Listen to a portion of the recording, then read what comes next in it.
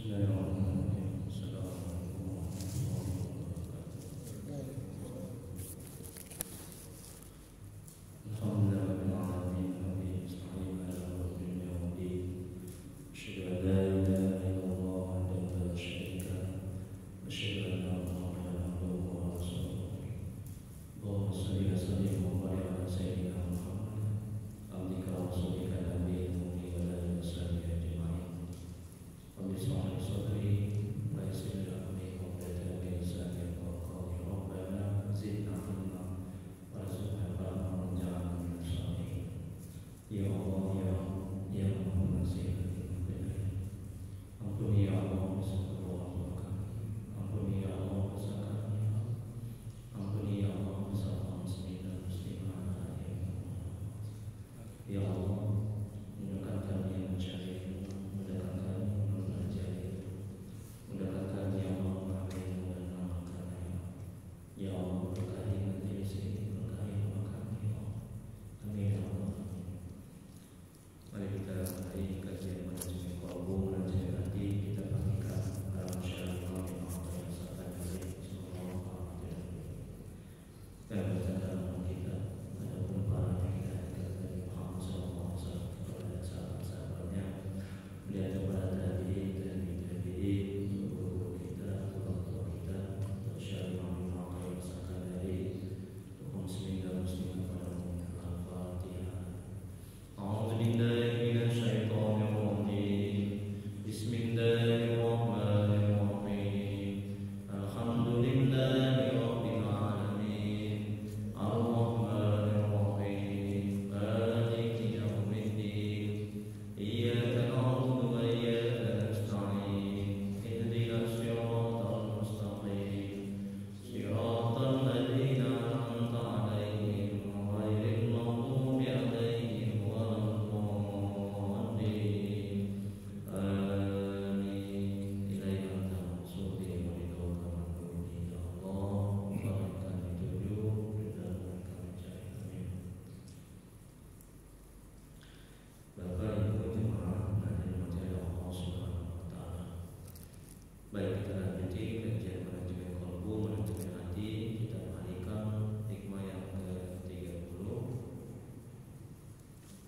Bagi yang belum mendapat hikmah yang ke-29 itu bisa diambil setelah pengajian ini. Syekh Imam Ibnu Athaillah Sakandari semoga Allah merahmati dan melindungi. Amin ya rabbal alamin. Beliau mengatakan dalam kitab Al-Hikam kalau hikmahnya jangan engkau menunggu rampungnya. Terima kasih. Semoga Allah Al-Imam mengatakan jangan engkau menunggu rampungnya hal-hal selain Allah di dalam hal urusan dunia, karena hal itu dapat menceraikanmu dari muraqabah. Muraqabah yaitu konsentrasi penuh kepada Allah, merasa ditatap oleh Allah, merasa dilihat oleh Allah. Hati merasakan kehadiran Allah itu muraqabah. Sementara dia menempatkanmu di sana. Penjelasannya, muraqabah atau selalu merasa ada dalam pengawasan Allah adalah salah satu makom dari sikap ihsan, sebagaimana yang pernah disyaratkan oleh malaikat Jibril alaihissalam dalam hadis Rasulullah SAW saat beliau ditanya apa itu ihsan. Saat itu malaikat Jibril alaihissalam sendiri yang menjawab, engkau menyembah Allah seolah-olah engkau melihat Dia, dan jika engkau tidak melihat Allah maka semuanya Dia melihat engkau. Jadi muraqabah ini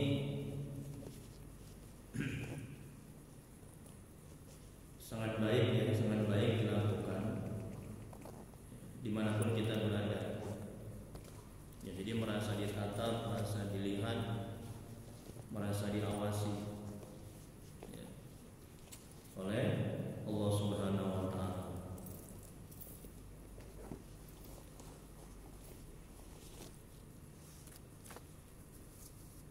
Jadi kalau kita muraqabah misalnya di kantor ya, nah kita merasa dilihat, ditatap,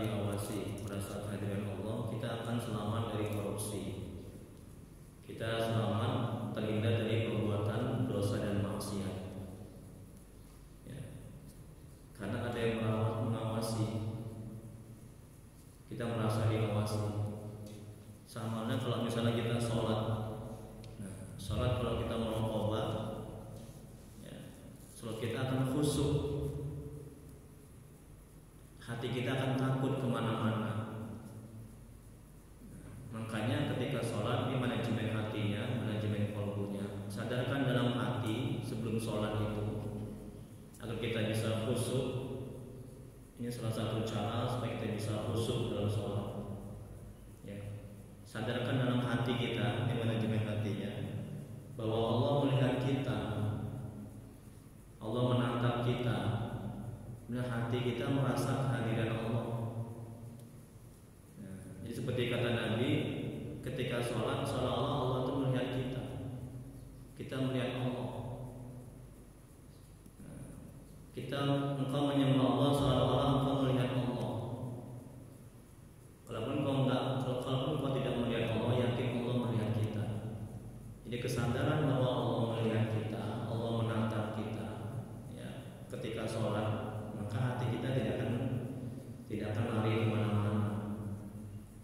Begitu halnya kalau kita di kerjaan, dimanapun kita berada, kesadaran hati kita merasa ditatap, diawasi, kita akan terbentengi, terjaga dari perbuatan maksiat dan dosa.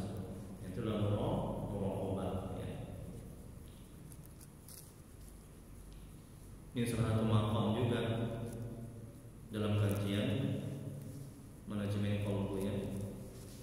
Rasulullah SAW berikutnya, Rasulullah SAW bersabda, iman seorang yang paling utama adalah dia menyadari bahwa Allah senantiasa ada bersama dirinya dimanapun. Disebutkan oleh Al-Baihaqi, sallallahu alaihi wasallam. Ini iman yang paling utama. Dia merasakan Allah senantiasa ada bersama dirinya. Bagaimana merasakan Allah itu bersama kita? Macam mana caranya menimbulkan ini manajemen hatinya? Macam mana menimbulkan rasa di hati ini Allah bersama kita? Macam mana caranya? Bu? Agar kita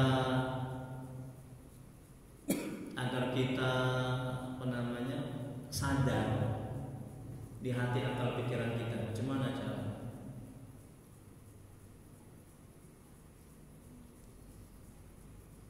Caranya adalah dengan banyak berzikir, ya. Kayak pemain bola itu, siapa contohnya, misal Maradona itu kenapa dia pintar bermain bola? Enak aja dia melego itu bolanya. Ini sebagai contoh untuk mendekati paham. Karena dia berlatih. Ya, jadi sebelum main bola dia berlatih sehingga dia di lapangan enak aja dia melego bolanya itu, ya kan, terbiasa. Nah, gitu juga. Kalau di luar sholat kita terbiasa zikir, ingat kepada Allah, subhanallah, la ilaha illallah, atau Allah, banyak kita berzikir. Nanti terkondisi hati kita dimanapun kita berada, ketika kita sedang sholat, yang ada di hati adalah Allah, ingat Allah. Itulah dia khusyuk. Hati kita nggak akan kemana-mana. Tapi kalau kita kurang zikir, ya, hati ini kurang ingat kepada Allah, kita kurang zikir, apalagi nggak ada sama sekali, yakinlah di hati ini mana yang kecenderungan lebih kuat. Ketika di hati ini cenderung kuat ingat kepada dunia beserta isinya, lebih ingat kepada anak, istri, pangkat, jabatan, suami, kerjaan, nanti yang ada di hati ini hanya ingat itu aja dan nggak akan ingat Allah itu.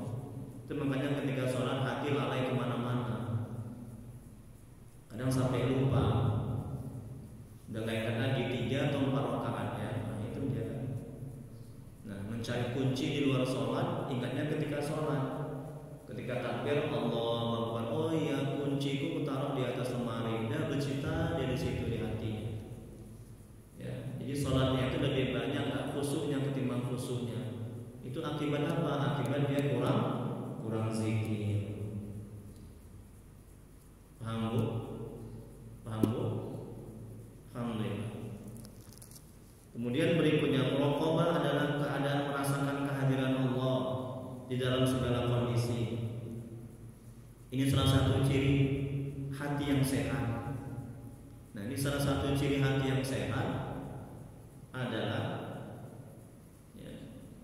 Dia merasakan kehadiran Allah dalam segala kondisi. Ciri-ciri hati yang gak sehat, dia tidak bisa merasakan kehadiran Allah, ditata, dilihat, dipantau dimanapun dia berada. Nah, sekarang kita evaluasi, introspeksi diri kita. Hati kita ini sehat atau enggak sehat? Kalau ciri-ciri hati kita yang sehat, kita akan merasakan itu. Ketika membuat maksiat dan dosa, oh iya Allah melihatku, Allah menatapku. Ketika sholat, hati kita takut kemana-mana. Akhirnya hati kita khusyuk ingat kepada Allah. Itu ciri-ciri hati yang sehat. Buah dari banyaknya zikir kepada Allah. Jadi muraqabah adalah kalian merasakan kehadiran Allah di dalam segala kondisi. Ini salah satu ciri hati yang sehat. Allah berfirman dalam Quran Surah Asy-Syu'ara ayat 218 sampai 219. Apa kata Allah? Yang melihat engkau ketika engkau berdiri untuk sholat. Tengok. Allah melihat kita ketika sholat. Allah menatap kita, Allah memperhatikan kita, dan melihat perubahan gerakan badanmu di antara orang-orang yang sujud. Dan dalam ayat lain Allah berfirman dalam Al-Quran, sungguhnya Allah selalu menjaga dan mengawasimu. Quran Surah An-Nisa ayat 1. Allah menjaga, mengawasi kita, memantau kita, melihat kita dimanapun kita berada. Kemudian berikutnya Ibnu Qayyim semoga merahmati dan meridainya. Beliau berkata, muraqabah adalah seseorang senantiasa mengetahui dan meyakini sepenuhnya bahwa Allah melihat dirinya, lahir dan batin. Nah, batin kita, di hati kita itu Allah Maha tahu apa yang terbersih. Nah, makanya hati-hati, jaga hati, jangan sampai iri, dengki, takabur, dendam. Ya, itu Allah Maha tahu. Kemudian seorang hamba senantiasa merasa dilihat dan diawasi oleh Allah dimanapun ia berada, kapanpun waktunya dan dalam kondisi apapun. Allah berfirman dalam Al-Quran Surah Al-Baqarah ayat 235, ketahuilah bahwa Allah mengetahui apa yang ada dalam dirimu, maka takutlah kamu kepada Allah. Jadi kesadaran bahwa Allah mengetahui, Allah melihat, ya, Allah menatap, ya, maka kita akan terhindar dari maksiat dan dosa, dan akan bisa khusyuk dalam beramal ibadah, dan akan takut berbuat dosa. Ya. Nah, itu jin itu, setan itu menjauh itu. Nafsu itu jinak, terkekang. Nafsu amarah dan nafsu lawamah. Yang muncul nafsu mutmainnah. Itulah yang mengajak kepada kebaikan. Ya. Jadi kalau kita tak sadar Allah menatap, merasakan kehadiran Allah di hati, menderita kita, sengsara kita, hancur kita. Selalu kita akan dibisikkan, diarahkan kepada setan dan nafsu itu untuk berbuat maksiat dan dosa. Kemudian berikutnya cara mendapatkan muraqabah. Yang pertama, mengetahui sifat dan nama-nama Allah. Kedua, banyak berzikir supaya hati yang hadir. Ini tengok kata Imam Ibnu Athaillah, banyak berzikir disertai hati yang hadir. Paling baik zikir untuk mendapatkan muraqabah yang sering diamalkan oleh Syekh Sa'al bin Abdullah At-Tustari. Semoga Allah merahmati dan meridainya. Apa amalannya? Ini ulama besar ya. Jadi dia sering mengamalkan Allah besertaku, Allah memandang aku, Allah menyaksikan aku. Coba amalkan begitu. Ini zikir beliau ini. Allah besertaku, Allah memandang aku, Allah menyaksikan aku. Coba ucapkan begitu banyak-banyak, zikir begitu banyak-banyak. Allah besertaku, Allah memandang aku, Allah menyaksikan aku. Jadi kalau itu yang kita lakukan, dimanapun kita berada, sedang sholat kita, ya, sedang di kamar kita, nah, maka akan terbentuk dalam hati, akal pikiran kita, atau akan terkondisi ketika mau takbir, oh iya, Allah besertaku, Allah melihatku, Allah menyaksikan aku, Allah memandang aku. Jadi akan bisa khusyuk kita ibadah. Kalau nggak begitu susah untuk bisa khusyuk. Hati kita akan kemana-mana. Itulah kerjaan setan dan nafsu itu. Ya. Ini semoga kita bisa mengamalkannya. Allah besertaku, Allah memandang aku, Allah menyaksikan aku sebanyak-banyaknya. Kemudian yang ketiga muhasabah, yaitu berhati-hati sebelum berbuat, ditimbang dengan timbangan syariat. Bila tidak bertentangan dengan agama maka dijalankan, kalau tidak cocok maka ditinggalkan. Jadi ketika kita ingin melakukan sesuatu, kita timbang dengan timbangan syariat dengan agama.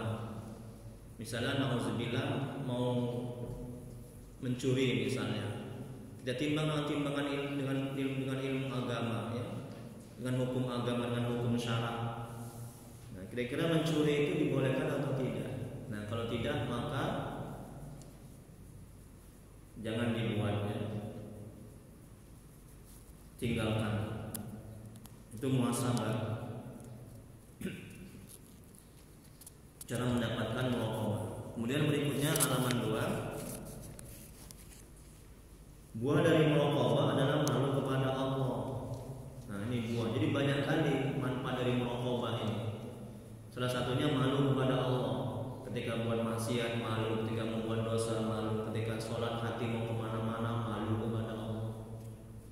Ya, ketika mau berzina nauzubillah malu kepada Allah.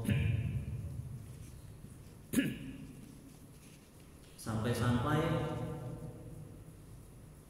ketika tidak pakai jubah sholat itu malu. Ya. Padahal tidak pakai jubah itu tidak wajib, ya kan Pak? Nah, sampai begitu ya. Gak usah kan yang haram, yang mubah aja dia malu, yang syubhat aja pun dia malu. Itu buah dari muraqabah itu luar biasa itu. Ya. Jadi buah dari muraqabah adalah malu kepada Allah, karena segala gerak-geriknya dilihat, dipantau dan diperhatikan Allah. Dan buah dari musyahadah, penyaksian salah satunya adalah bisa memandang kelakuan makhluk dari sifat jalal atau kebesaran Allah dan sifat jamal keindahan Allah. Nah, ini buah dari muraqabah. Ya. Nah, dan juga akan mendapatkan hati ini merasakan, menyadari bahwa pada hakikatnya yang berbuat di alam ini adalah Allah Subhanahu wa taala. Jadi memandang makhluk dari sifat jalal kebesaran dan jamal keindahan. Nah, ketika ada yang berbuat yang tidak baik, hatinya akan merasakan itu merupakan kehendak Allah atas izin Allah, dan pada hakikatnya Allah yang berbuat. Ini sifat jalalnya Allah.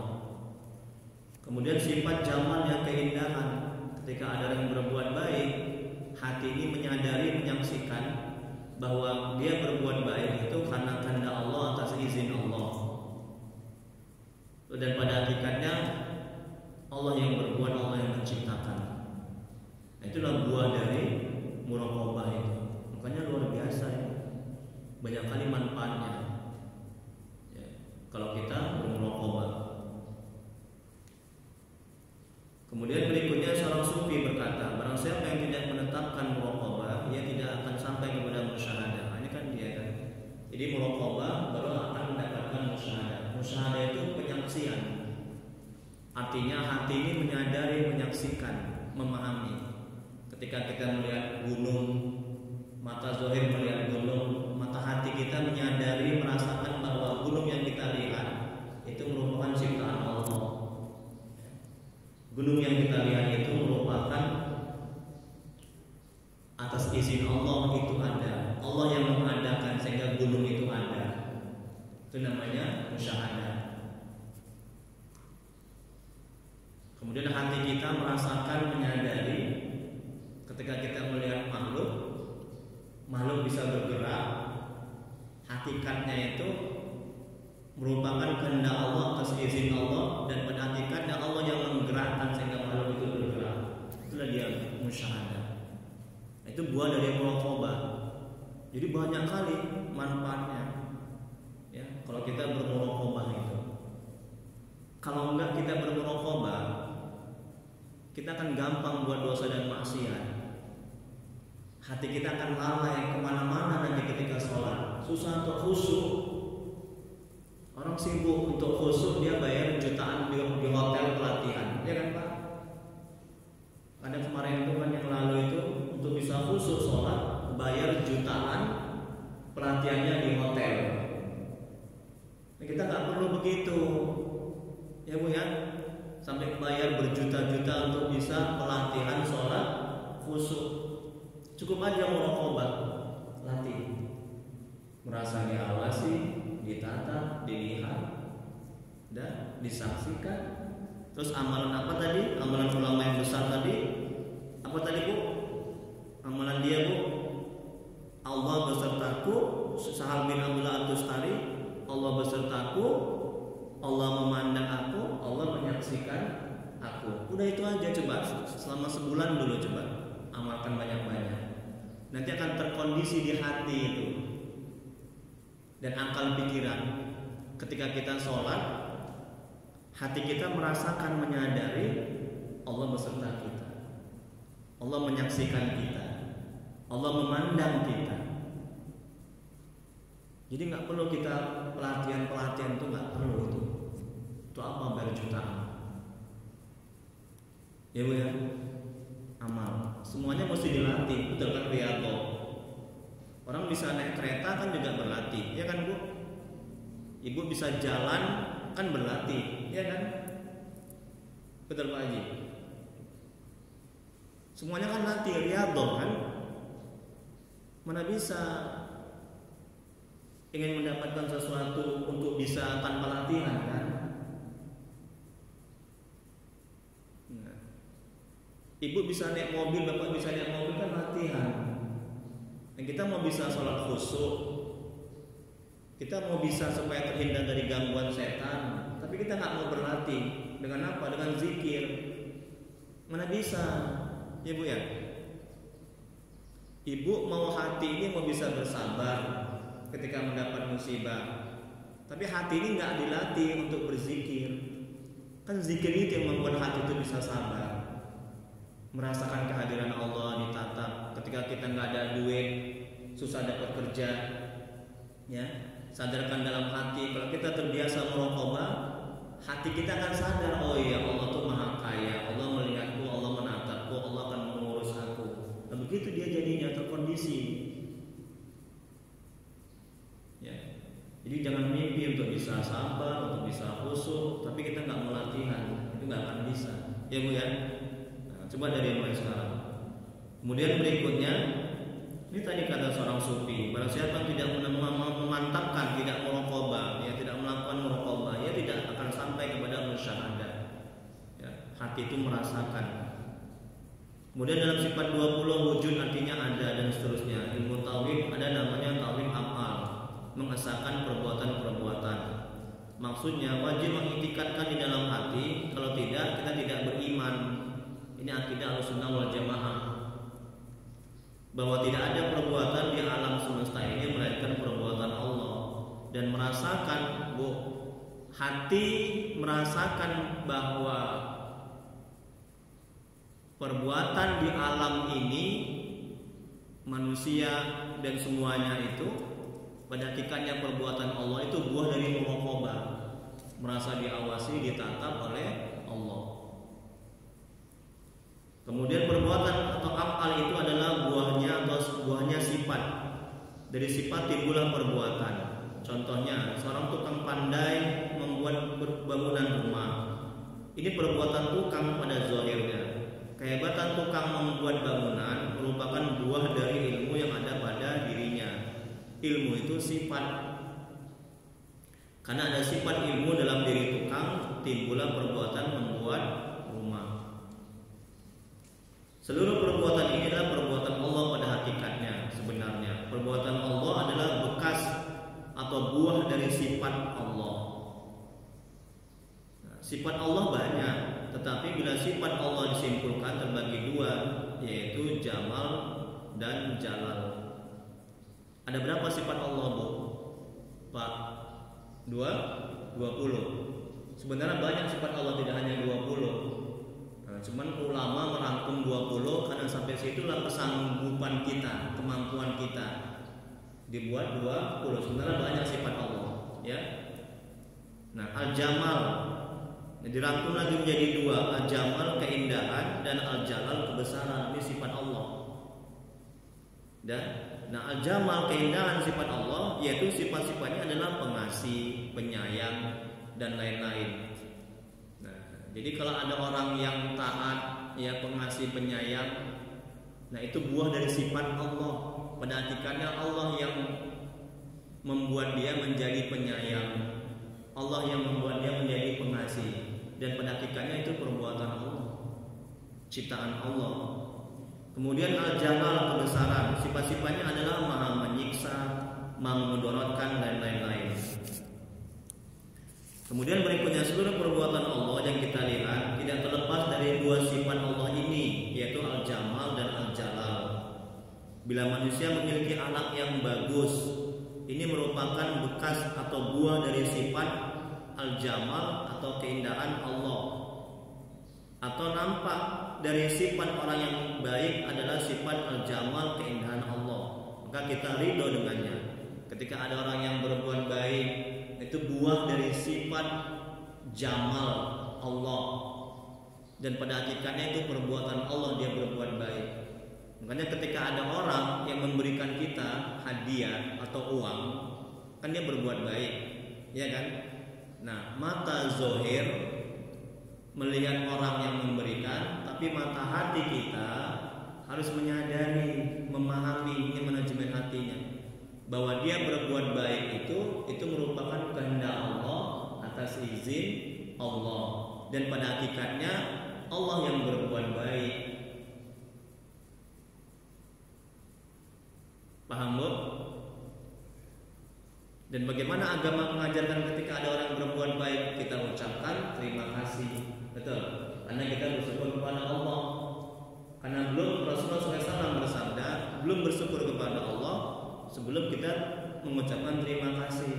Kemudian kalau kita tidak bisa membalas, maka doakan jazakallahu khairan, ya kan? Semoga Allah membalas kebaikanmu. Ya kan, Bu? Semoga Allah membalas kebaikanmu. Jadi hati kita tidak terlalu mendewa-dewakan, tidak terlalu memuja-muja, dan kita akan bisa bersyukur kepada Allah. Kita akan bisa semakin dekat kepada Allah. Kita nggak akan lupa kepada Allah kalau kita manage manajemen hati kita seperti itu. Jadi jangan hanya mata zahir, hanya memandang oh dia baik, ya. Nanti kita akan lupa kepada Allah. Kita akan semakin dekat dan mengenal Allah kalau hati kita tidak kita kondisikan seperti itu. Ini manajemen hatinya. Dan begitu juga kalau kita melihat orang yang jahat, ada yang menzalimi kita. Nah, dia menzalimi kita, menyakiti kita, itu merupakan mata zahir melihat makhluk, mata hati melihat Allah. Hakikatnya, ya dia menyakiti kita itu merupakan kehendak Allah atas izin Allah, ketentuan Allah, ciptaan Allah, dan pada hakikatnya perbuatan Allah. Jadi kita nggak akan dendam, kita akan bisa memaafkan. Kalau nggak begitu manajemen hatinya, kita akan dendam, kita nggak akan bisa memaafkan sampai kita mati, nauzubillah. Kalau hati kita nggak merasakan seperti itu, paham, Bu? Kemudian berikutnya, nih ada orang yang baik, kita ridho. Kita juga menjumpai, lihat lagi, Bu. Kita juga menjumpai makhluk Allah yang merupakan sumbernya dari al-jalal, kebesaran Allah.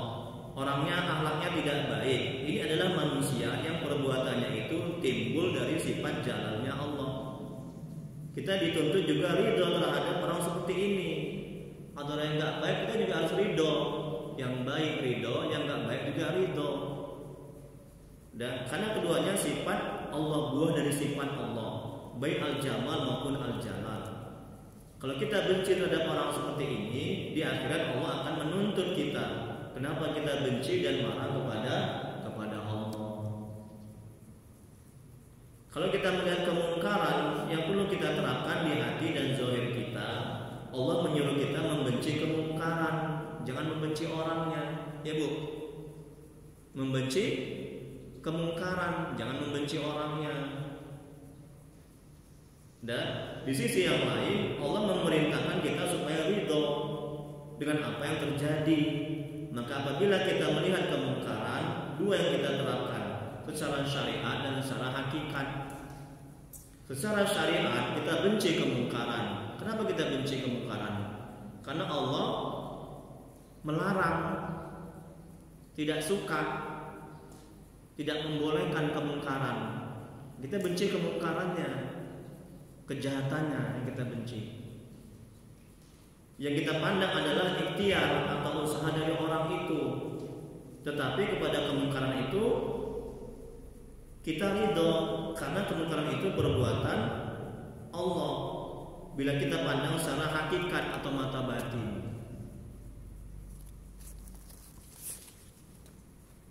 Kalau kita melihat yang mungkar, jangan marah sejadi-jadinya. Halaman 3, Bu. Apalagi sampai dendam dan jangan juga setuju dan tersenyum. Tetapi bila kita melihat yang mungkar, ibarat pedang yang bermata dua. Satu pedang bermata syariat dan satu pedang bermata hakikat. Secara syariat kita mencegah kemungkaran itu, memandang ikhtiar atau usaha dari orang itu. Itu secara syariatnya ya. Tapi dalam hati kita ridho karena itu perbuatan Allah pada hakikatnya. Jadi tidak ada yang terjadi di dunia ini, di alam ini yang terlepas dari perbuatan Allah. Semuanya perbuatan Allah pada hakikatnya. Baik itu kebaikan maupun itu keburukan. Ya. Kemudian segala hal di luar Allah disebut dengan hal-hal lain. Sedang engkau berada di antara dua keadaan. Pertama adalah keadaan di mana engkau melakukan muraqabah terhadap Allah, dan kedua adalah keadaan di mana dalam hatimu bertengger hal-hal lain selain Allah. Bisa jadi hatimu didominasi oleh hal-hal selain Allah, bisa pula dikuasai oleh muraqabah kepada Allah dan musyahadah penyaksian terhadap Allah. Pada prinsipnya engkau harus mencurahkan kesungguhan agar hatimu dikuasai oleh muraqabah, konsentrasi penuh kepada Allah.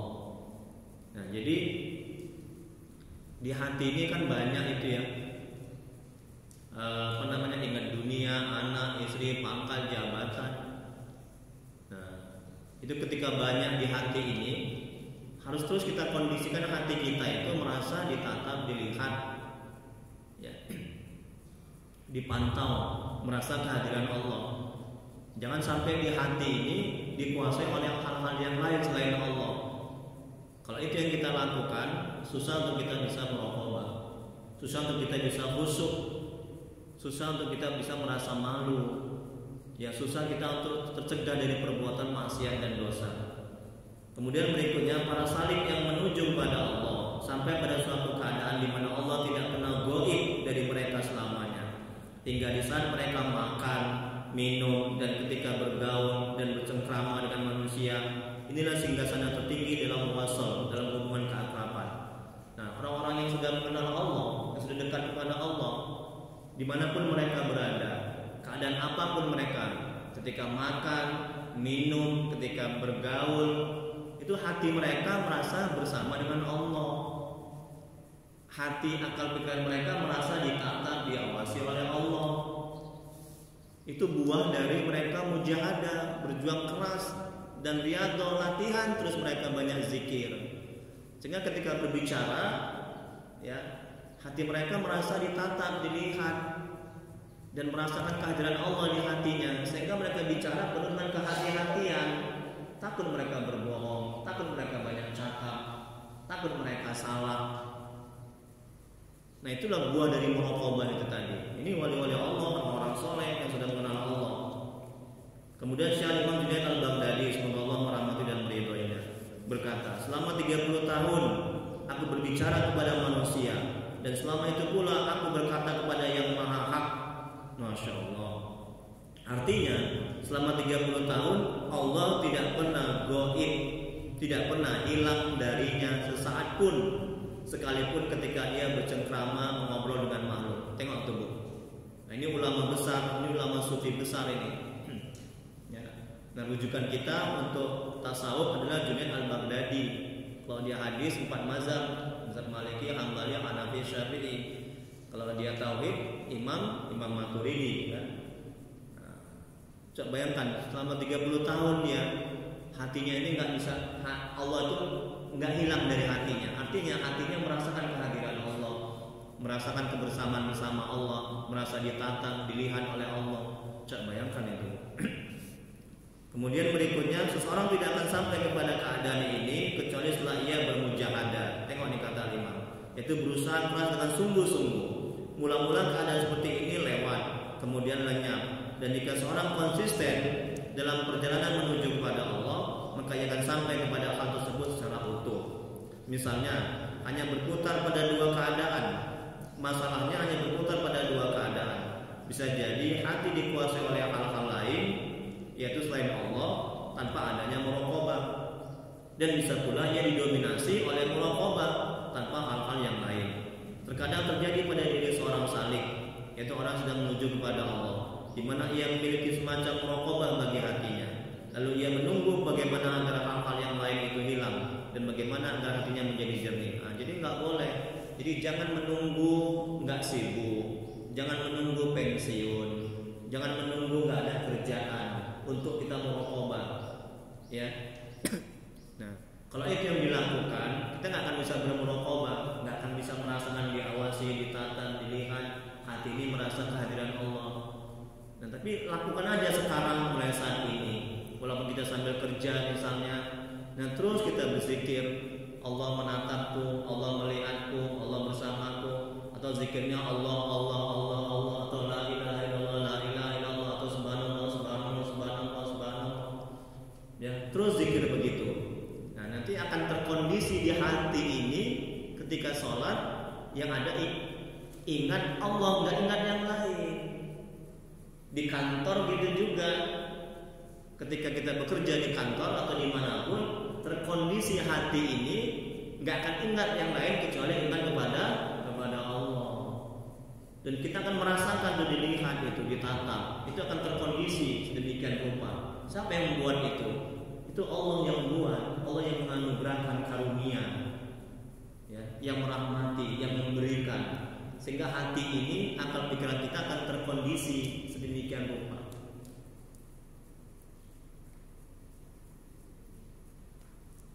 Kalau kita ini, Pak Haji Parlem ini kan pelatih dia, silat ya Pak Haji ya.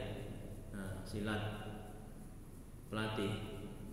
Itu pasti itu, ketika ada yang memukul, pasti akan refleks tangan ini, ya Pak Haji Parlem ya. Karena refleks, ada yang memukul, akan refleks tangan itu begini menangkis. Kenapa bisa begitu? Kenapa? Karena latihan dan pelatih juga itu buah dari latihan silat dan melatih.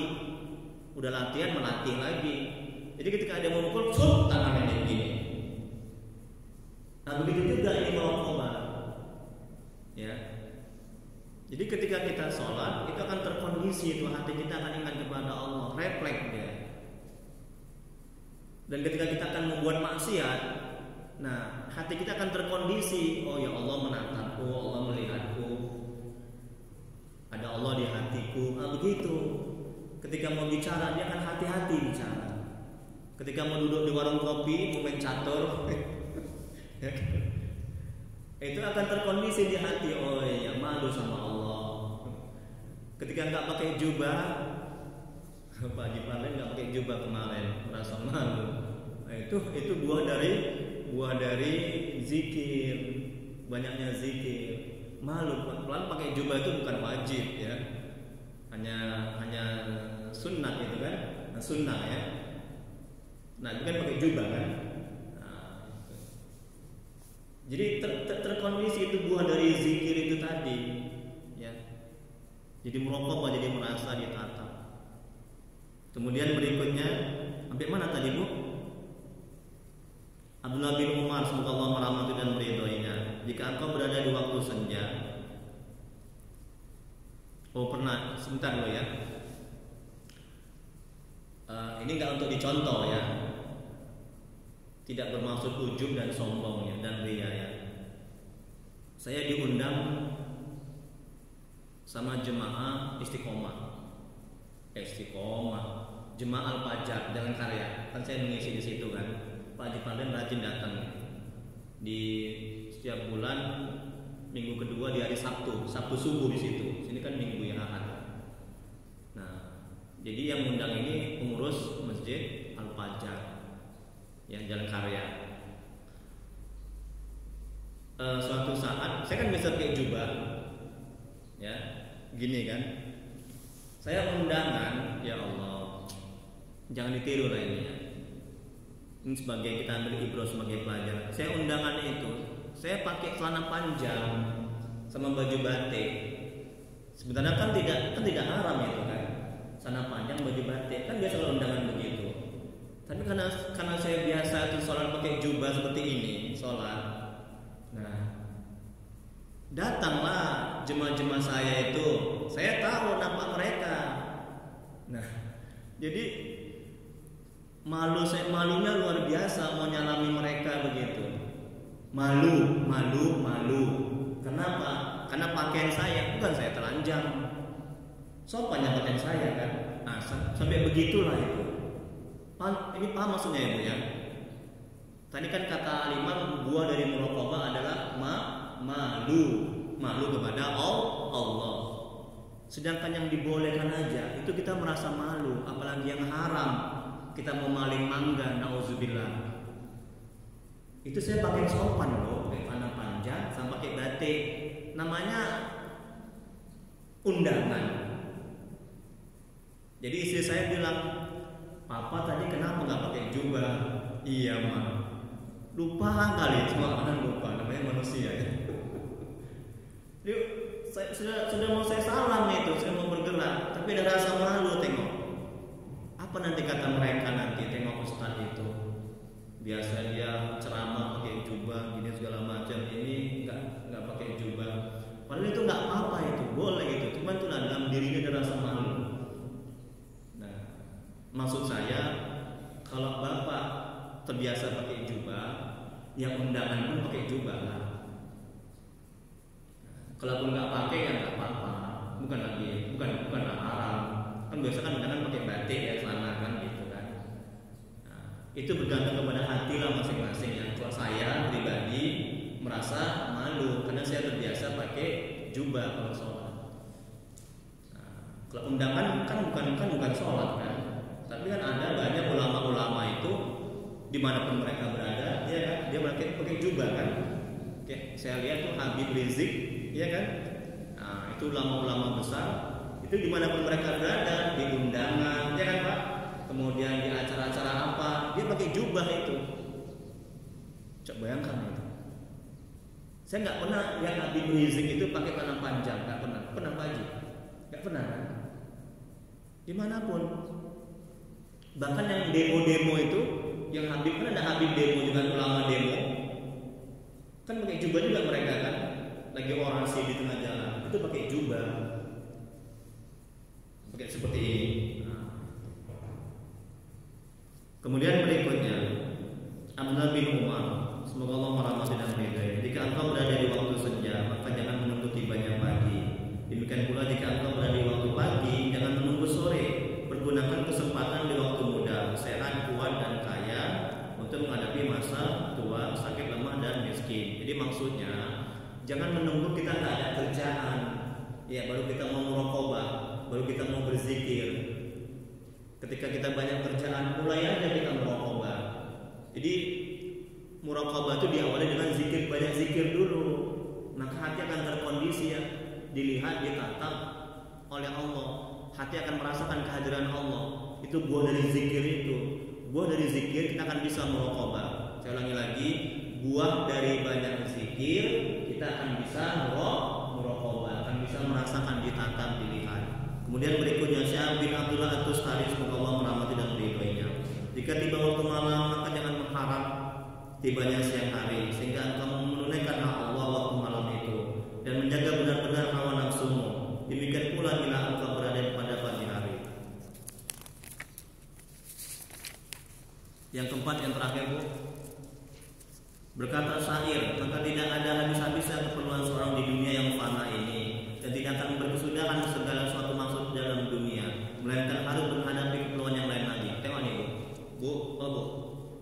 dunia ini, sepanjang selama kita masih di dunia, pasti ada aja kerjaan, betul? Ada aja kegiatan, betul? Untuk itu jangan ditunda-tunda untuk bermuraqabah. Ya. Jadi mulai aja banyak zikir sehingga akan terkondisi kita muraqabah, merasa diawasi, ditatap, hati ini merasa kehadiran Allah. Kemudian berikutnya proses inilah yang diperintahkan oleh Syekh Ibnu Athaillah kepada kita. Semoga Allah merahmati dan meridainya. Keinginanmu terhadap hilangnya hal-hal lain dari hatimu adalah semacam hijab yang menutupimu dari muraqabah terhadap Allah. Ketimbang engkau berpikir tentang kapan lenyapnya hal-hal lain tersebut, lebih baik engkau pancangkan langkah berikutnya. Hadapkanlah hatimu kepada Allah.